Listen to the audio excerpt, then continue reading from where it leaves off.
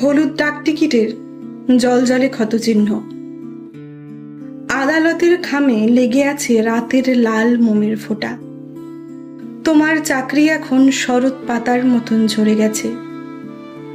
আমি খুঁজি সেই শিকড় যেখানে এক সময় লুকিয়েছিল ফার্স্ট ক্লাস ফার্স্টের অহংকার।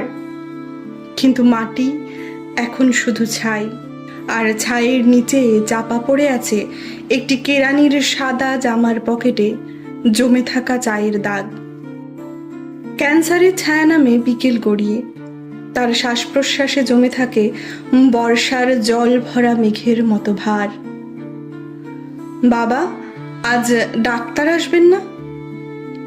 বলতে গিয়ে দেখি তার চোখে ভাসে সেই পুরনো আমবাগান, যেখানে একদিন ফলন্ত গাছের মতো দাঁড়িয়েছিলাম আমি। আর এখন শিকড়ের গভীরে পচে যাচ্ছে এক জোড়া জুতো, যার সোলে লেখা ছিল সাফল্য। আজ বাজারে যাব? প্রশ্নটা ঝরে পড়ে বৃষ্টিহীন মেঘের মতো।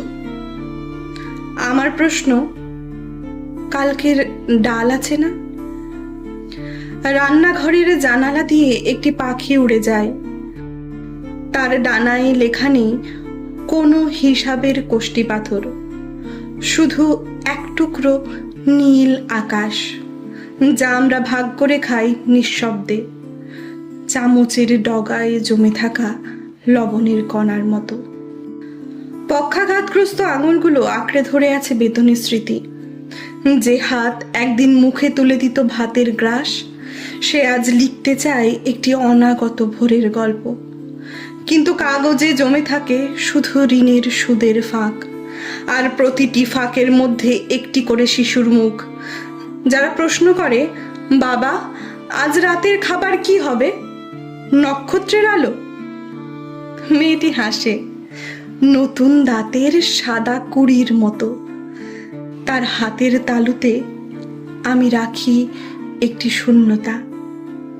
এই নে মা, বাবা দিল। সে বুঝবে না আজ কেন বাবা হাত বাড়ালে ফিরে আসে শুধু বাতাসের শব্দ, আর সেই শব্দের ভেতরে একটি পুরনো টিফিন বক্স, যাতে আটকে আছে 1994 সালের এক টুকরো রোদ। ইটের ফাঁকে ফাঁকে জমে আছে আমার স্বপ্নের খোসা। একটি বাড়ি যার চাবি হিসাবের খাতায় বন্দি। প্রতিটি ইএমআই এর কিস্তি কাটে আমার নামের অক্ষর, যেমন নদী